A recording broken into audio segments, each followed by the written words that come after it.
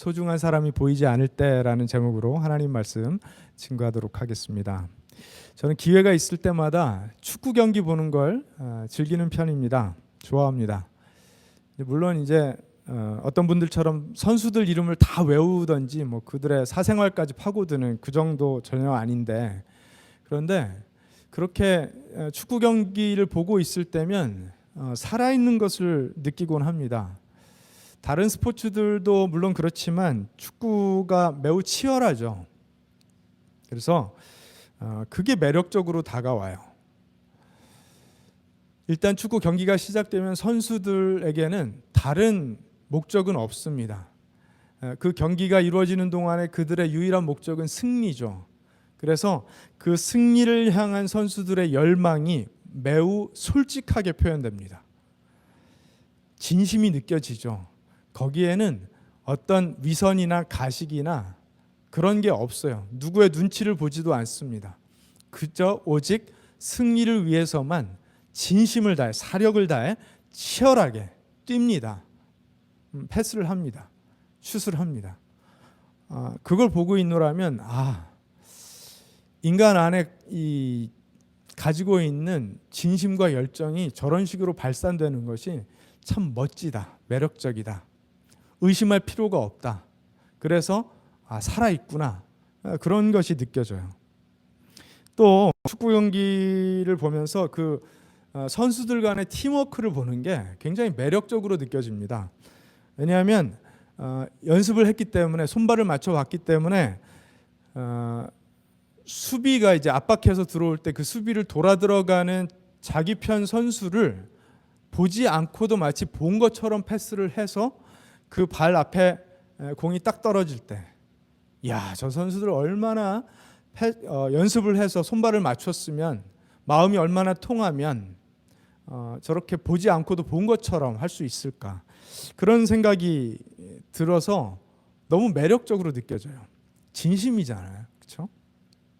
반면에 연습이 부족한 게 보이고 서로에 대한 신뢰가 부족한 탓인지 아니면 그냥 단순히 보이지 않아서 그런지 좋은 위치에 있는 팀메이트에게 패스하면 풀릴 공격 상황인데 자기 혼자 멋대로 플레이 해보겠다고 하다가 수비에게 공을 빼앗기는 장면은 좀 아쉽게 느껴집니다.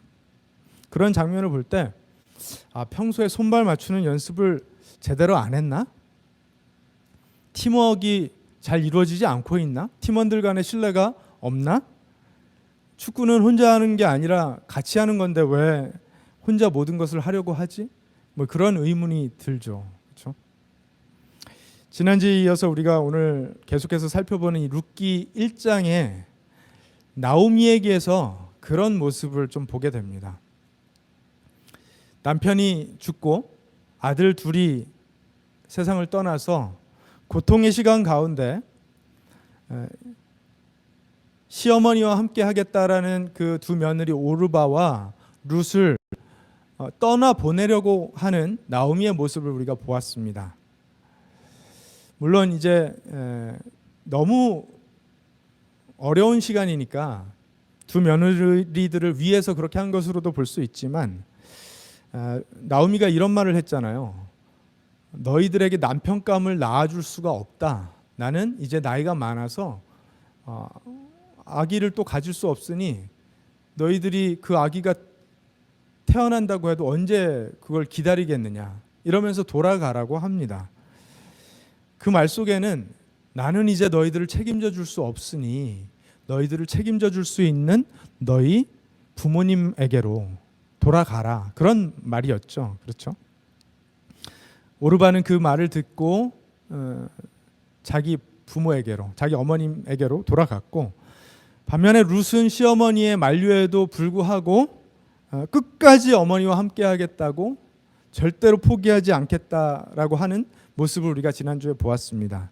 그래서 절망하고 있었던, 모든 것이 다 포기 상태였던 나오미에게 탁월한 헤세드의 사랑을 룻이 보여줬다라는 사실을 지난주에 말씀드렸습니다. 그런데 그러한 룻을 나오미가 어떻게 여기고 있었는지는 지난주에 보았던 그 18절까지의 말씀에 나오지를 않았어요. 과연 나오미는 그런 룻의 마음을 알았을까? 그 룻의 모습을 보면서 어떤 마음으로 동행했을까? 자신도 남편을 잃은 상황 속에서 이제 자신에게는 이방 땅인 베들레헴으로 가겠다라는 룻,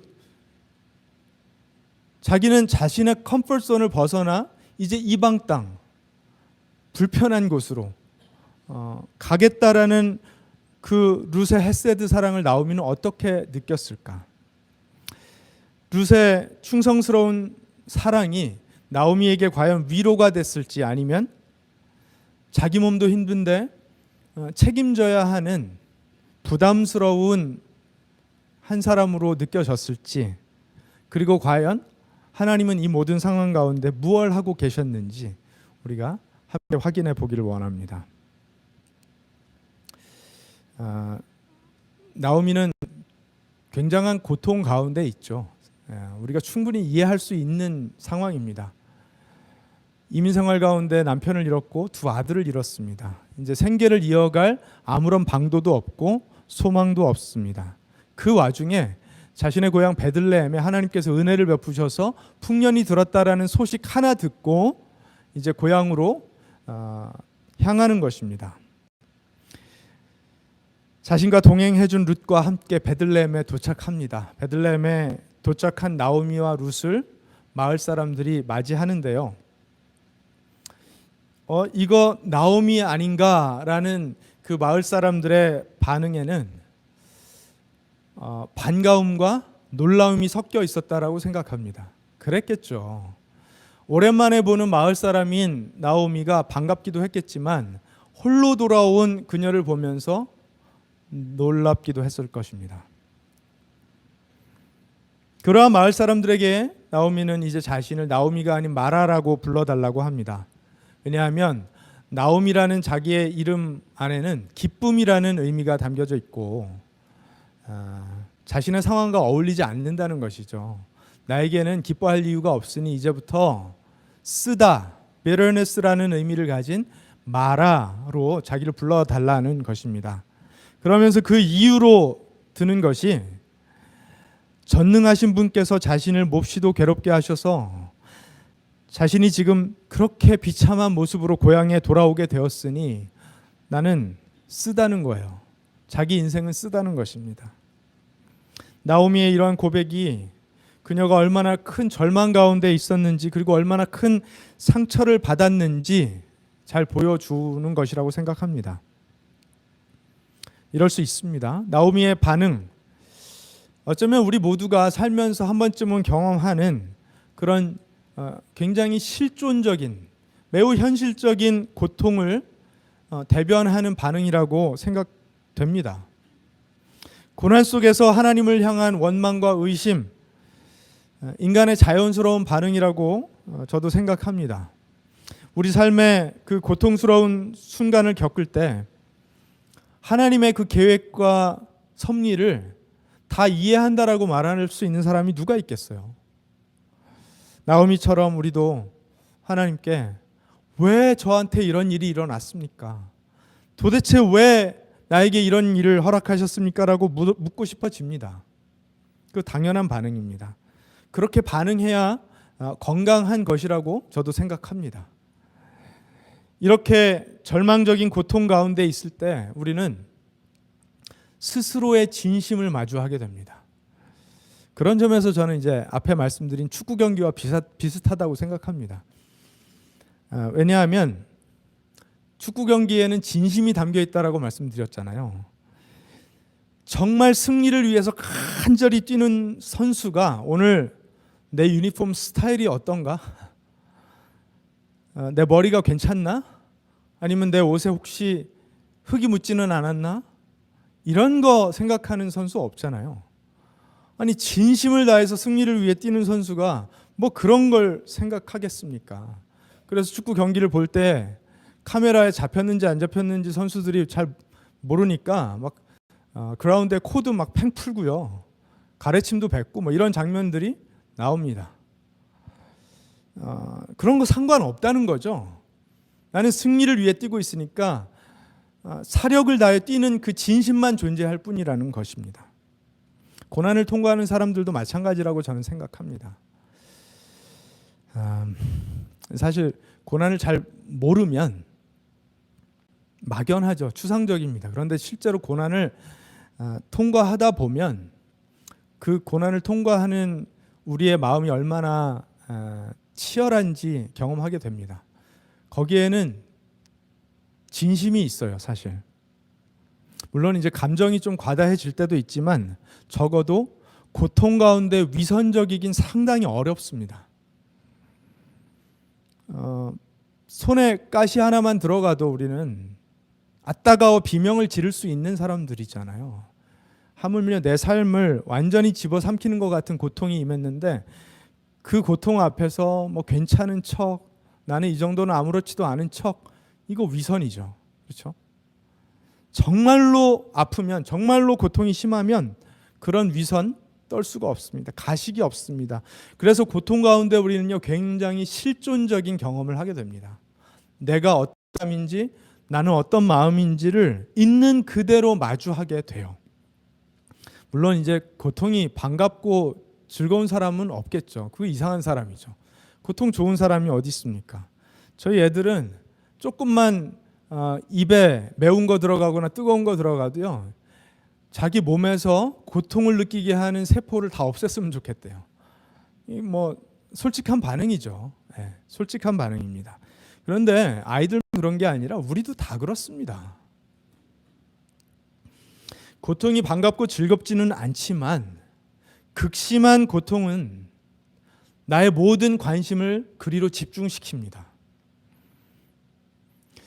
나의 진심이 고통에게로 집중되었다라는 건 다른 말로 하면 내가 살아있다라는 걸 느끼는 것과도 같아요. 그 진심이니까요. 그게 진짜 내 모습이니까요. 물론 평소에 이제 언제나 진짜의 모습으로 사시는 분들은 그거 뭐 구분할 필요 있나 싶으실 수도 있겠는데, 그런데 평소에 워낙 가면을 쓴 채로 가식적이고 위선적인 삶을 살던 사람들은요, 이렇게 고통을 맞이할 때에야 진짜 내가 어떤 사람인지, 나의 진심이 어떤 것인지 마주하게 됩니다. 그래서 더 당황스러워요. 가면을 쓴 채로 극심한 고통을 통과하는 것은 거의 불가능한 일입니다. 그래서 뭐 고난이 반갑다 즐겁다 이야기할 수는 없어도 적어도 고난의 시간에 스스로의 진심을 마주하게 되는 유익 정도는 우리가 깨달을 수 있다라고 말할 수 있습니다.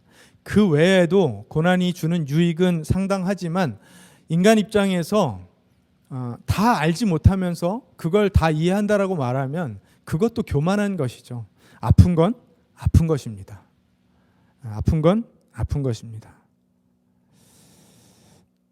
내 아픔을 스스로 마주할 때, 나의 진심을 마주할 때 내가 정말로 의지하는 것이 무엇인지, 그리고 내가 정말로 두려워하는 것이 무엇인지 우리는 보게 됩니다.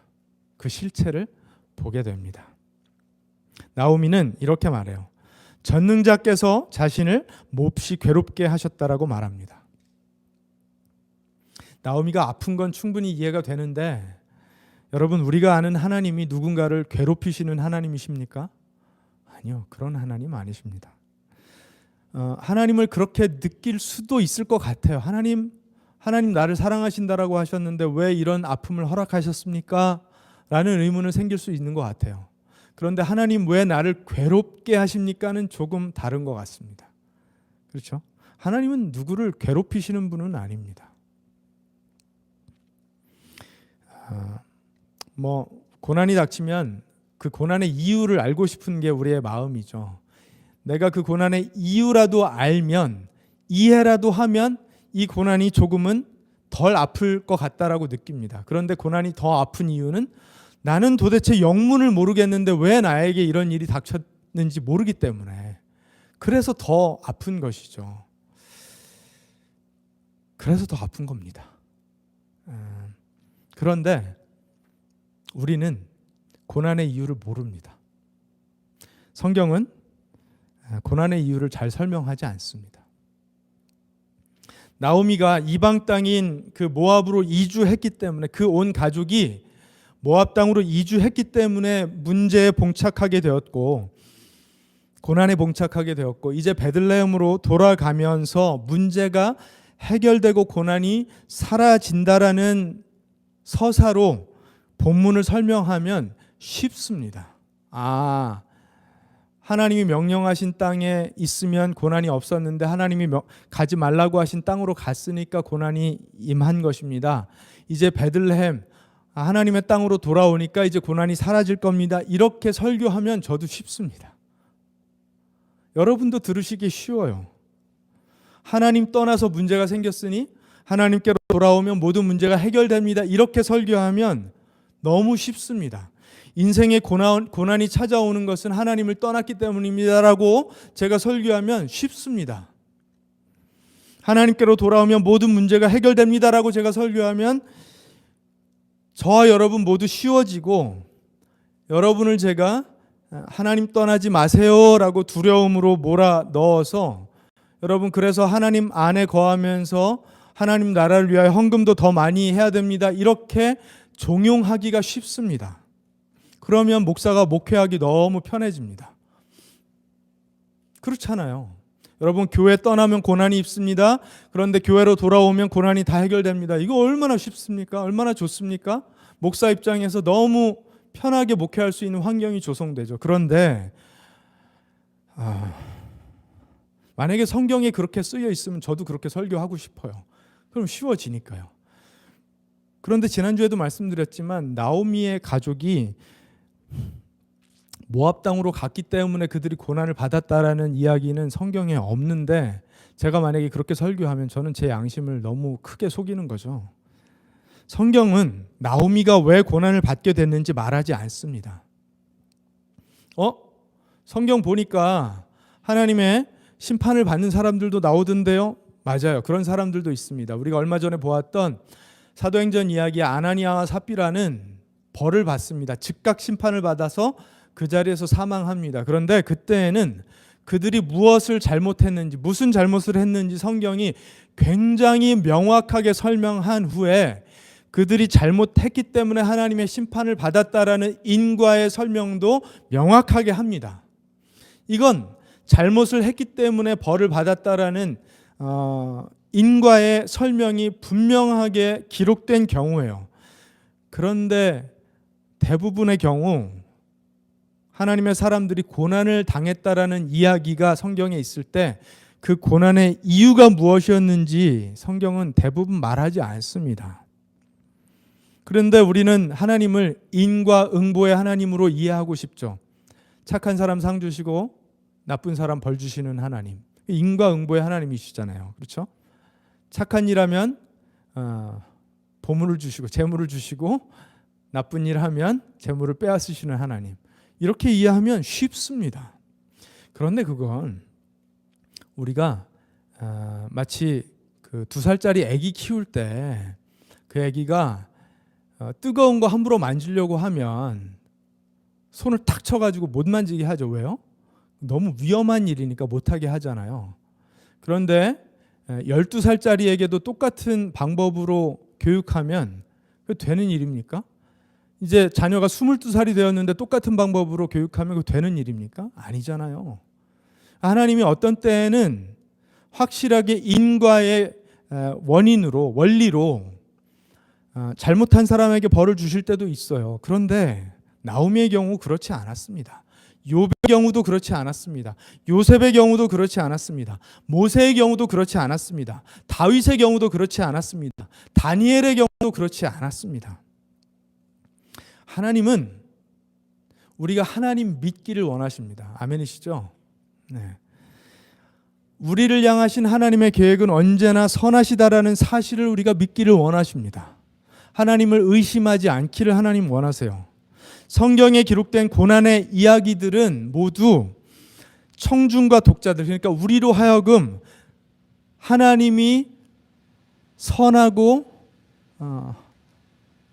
우리를 사랑하시다라는 사실을 믿기 원하시기 때문에 기록된 이야기들입니다.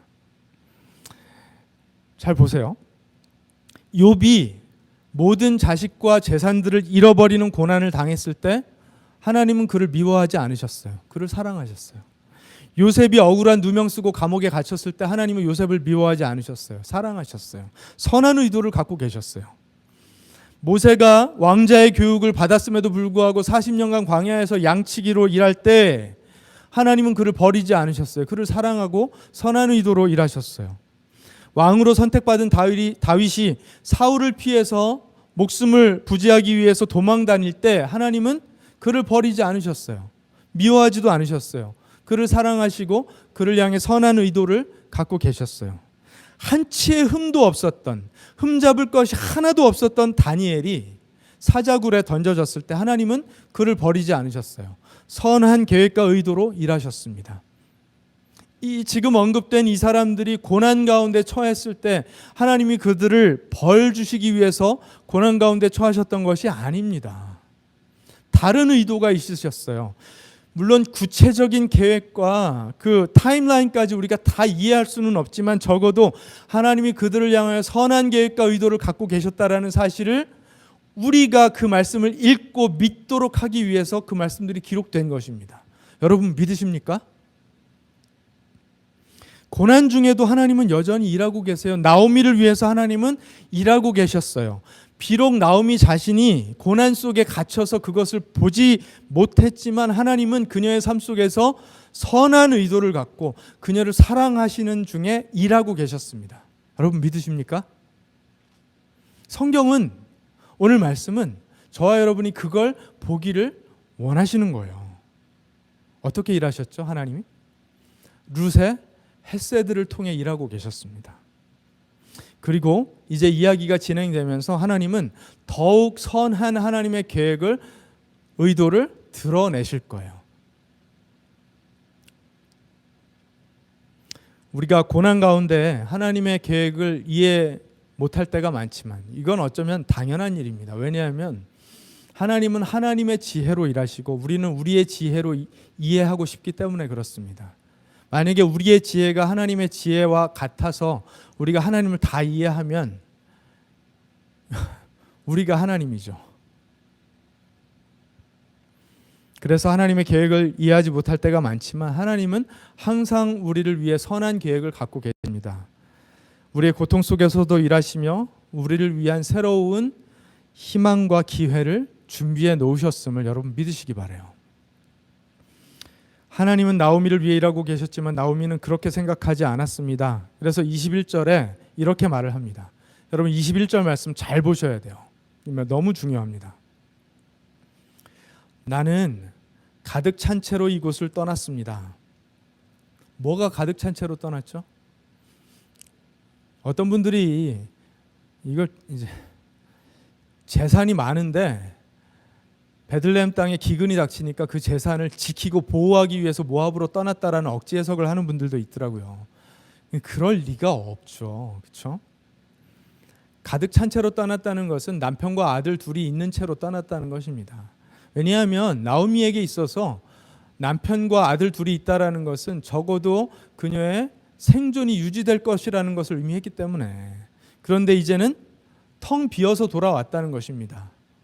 왜요? 남편도 없고 아들 둘이 없으니까 이제는 나는 생존할 방도가 없이 베들레헴에 풍년이 들었다는 이야기 듣고 돌아온 것입니다. 다른 말로 하면 이제 홀로 돌아왔다라는 이야기입니다.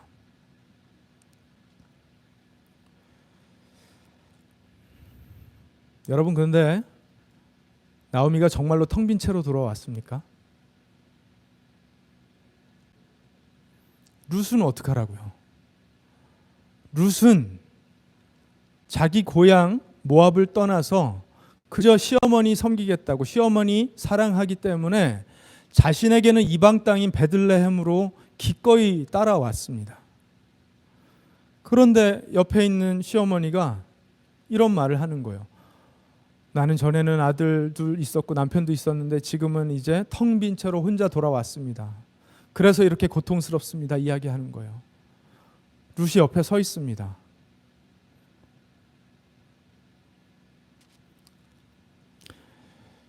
오늘 말씀 19절에서 21절에 베들레헴 마을 사람들과 나오미가 만나면서 나눈 대화에 룻에 대한 이야기는 일체 없습니다.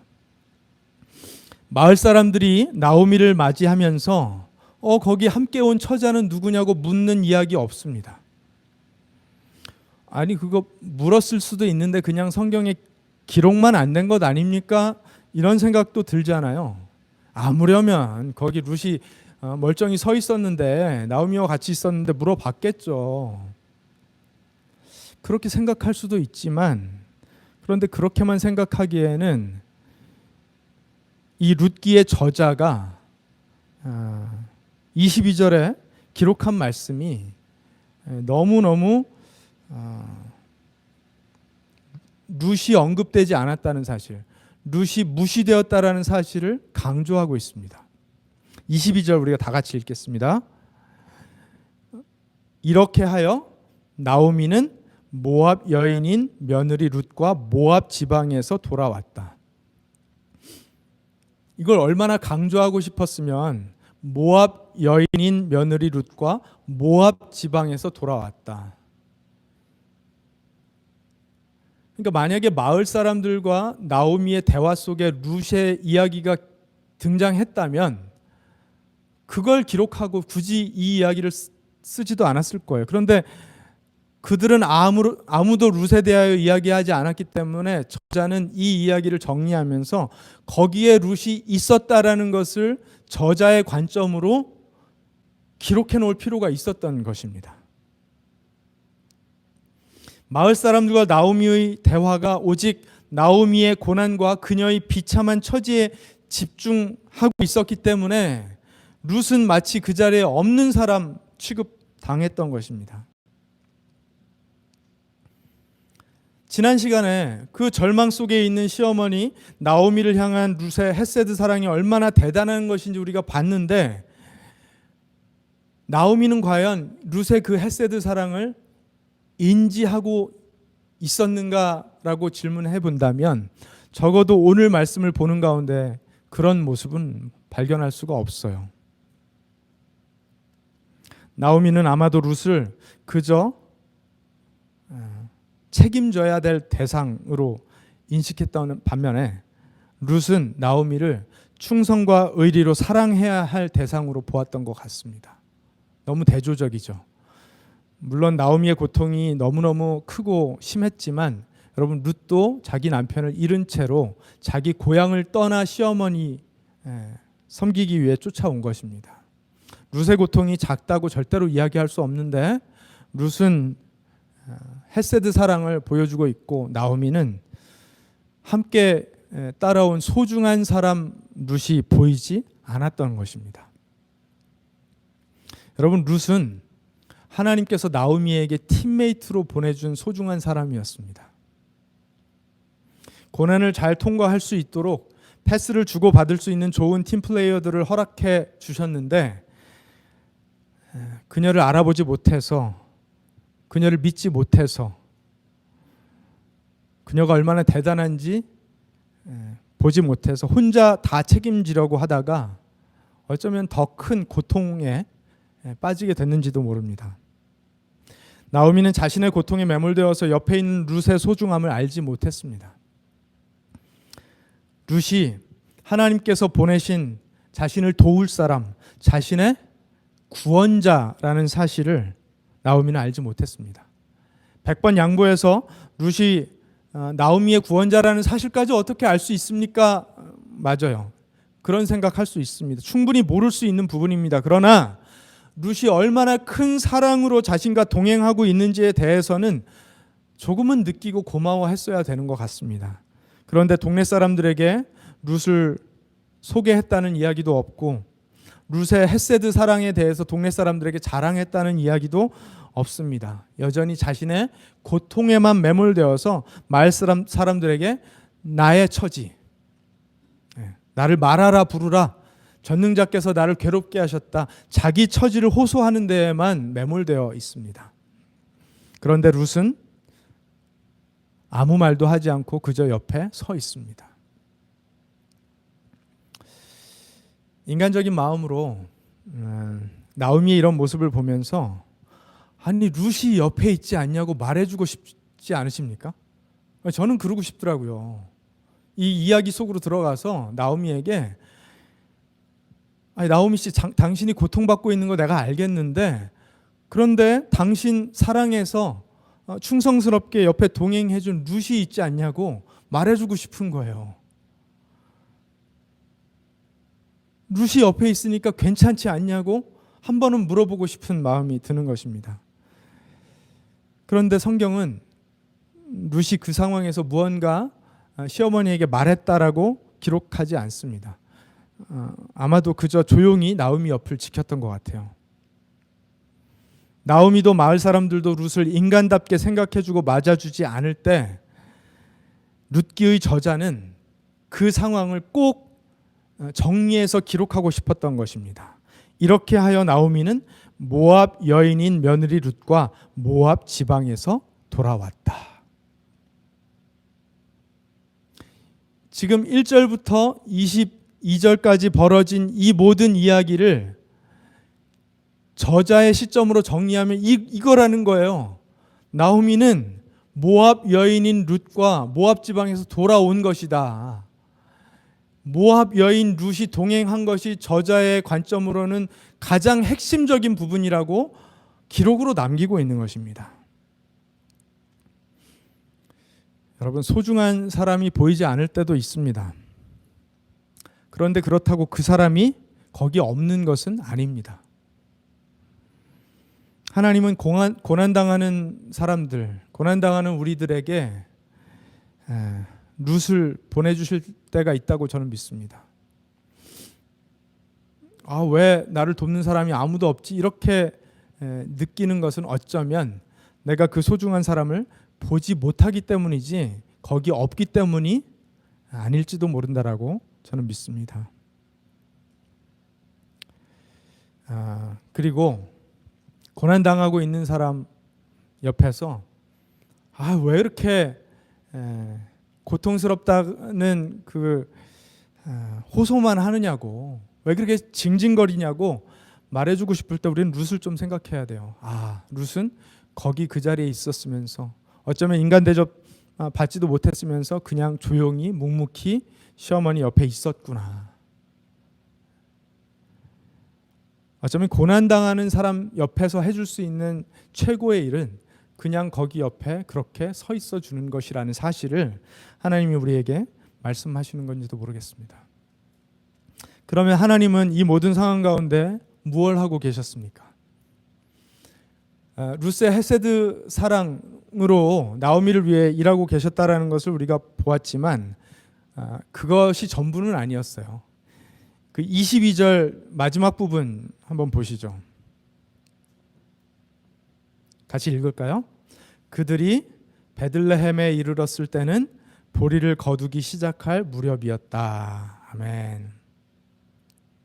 나오미 마을 사람들이 나오미의 고통에 집중되어 있을 때에도 하나님이 일하고 계셨음을 우리가 볼 수 있었는데 이제 하나님의 놀라운 섭리와 축복, 그것이 나오미의 삶에 도래할 것을 암시하고 있는 그런 문장이에요.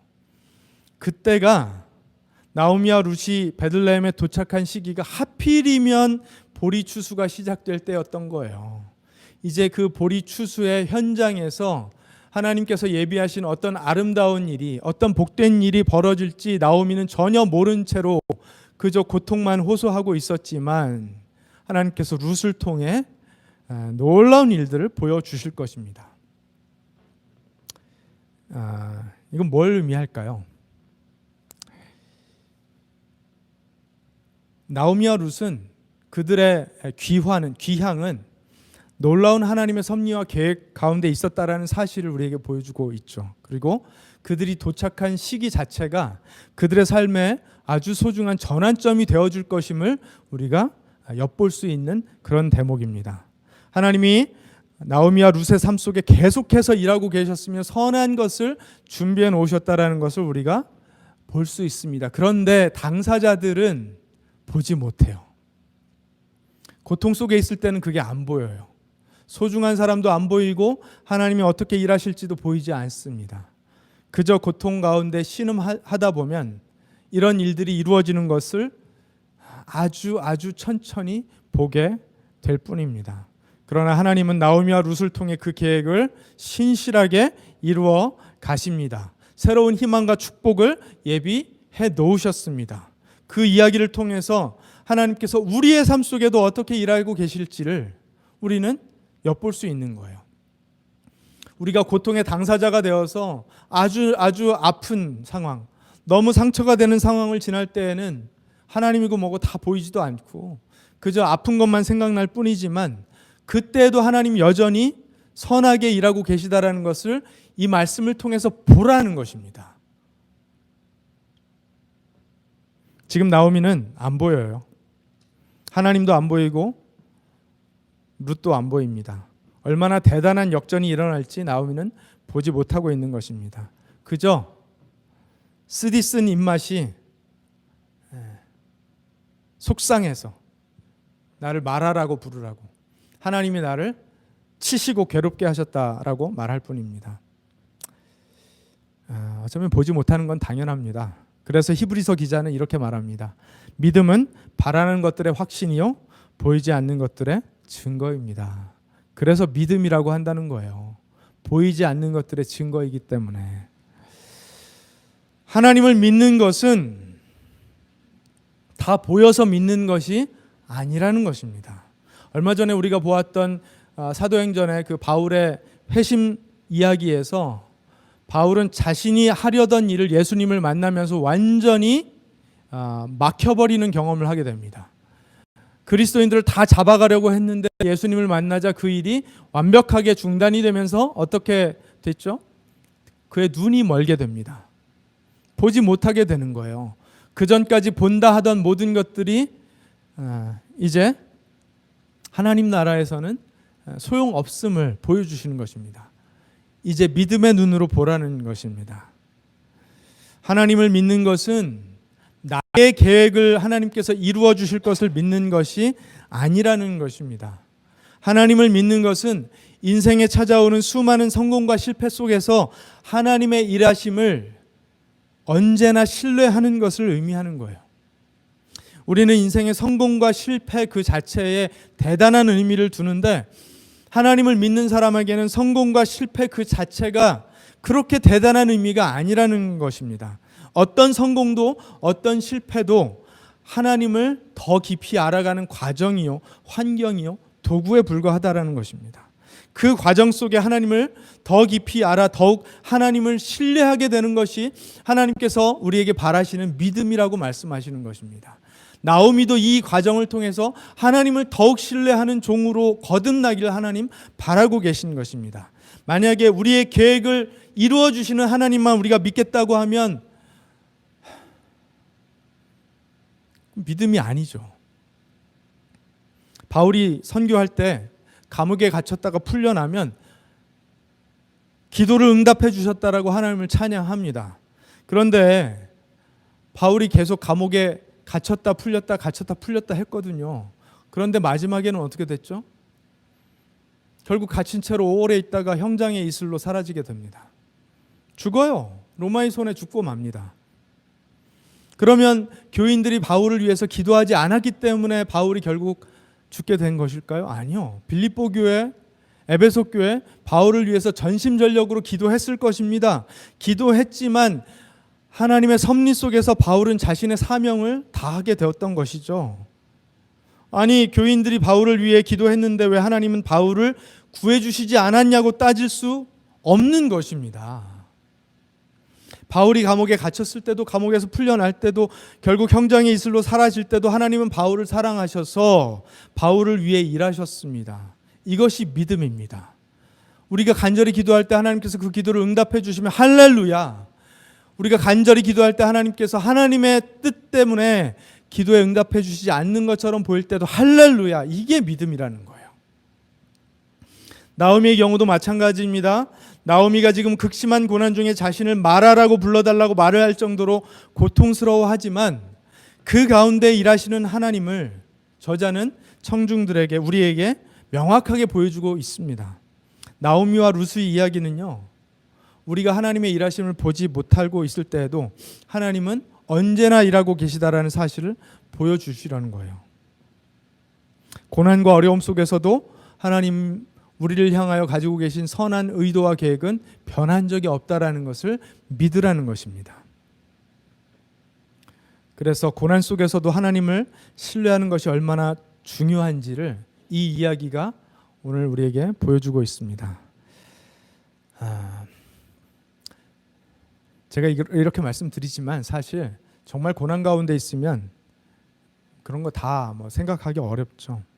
당대 의인으로 인정받았던 욥도 고통 속에서 오직 신음하며 하나님 원망했었습니다. 그런데 우리가 비록 현재의 상황을 다 이해할 수 없더라도 이 말씀이, 성경의 그 많은 말씀들이 우리에게는 기록으로 남겨졌기 때문에 나오미보다, 욥보다, 다윗보다, 다니엘보다, 모세보다 우리는 더 큰 믿음 가질 수 있다라고 주님 말씀하시는 줄로 믿습니다. 왜냐하면 너무나 많은 증거의 기록들이 우리에게 남겨져 있기 때문입니다.